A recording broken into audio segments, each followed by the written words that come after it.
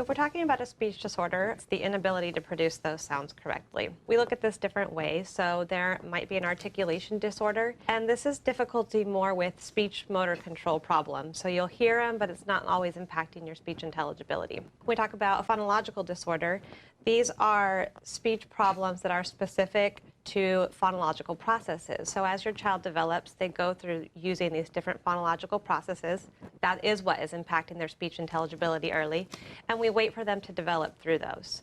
Now it becomes a disorder when they aren't advancing through those at the age we would anticipate. An example of this would be a cluster reduction. So for a word that has two consonants together, like star, that S and T, they'll omit one of them. So instead of saying that, they'll hear tar or dar for the word. There's those clusters together at the end of the words, like sand, they might say sad for that. Another example of phonological disorder is final consonant deletion. So they'll omit a sound right at the end of the word. So cat will sound like ca.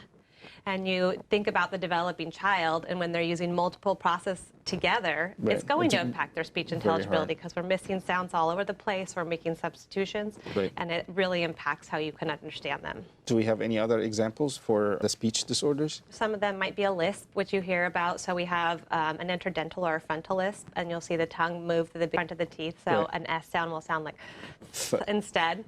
And then there's lateral lisps. So with the frontal lisp, that is developmental until later. We wouldn't necessarily be concerned early. Lateral lisp is when the air comes out the sides.